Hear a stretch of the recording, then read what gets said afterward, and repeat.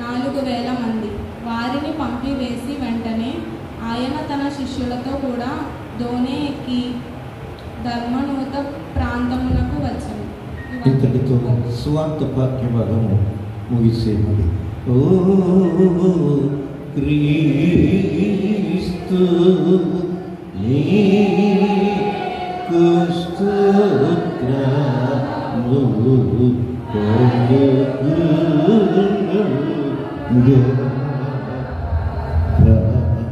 అందరం కలిసి అపోస్తుల విశ్వాస ప్రమాణాన్ని ఒప్పుకుందాం.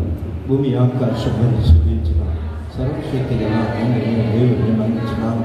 ఆయన ఏ కుమారుడు మనకు యేసుక్రీస్తునామమున ఈయన పరిశుద్ధాత్మను ధరింపబడి కన్యకమరియు పుట్టి పొంతి పిలాతు కింద ఆశ్రయింపబడి సిలువ వేయబడి చనిపోయి సమాధి చేయబడి అదృశ్యలోకంలోనికి దిగినది.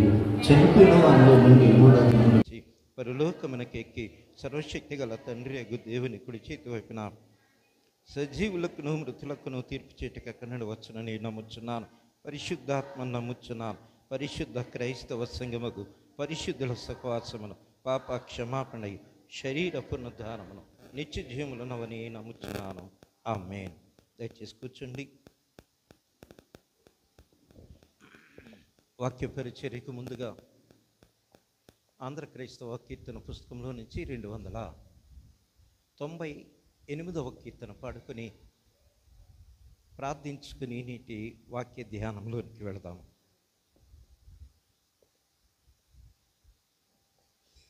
రండి యేసుని యొద్దకు ప్రియులార మీరు రండి యేసుని యొద్దకు రండి రండి అని రయ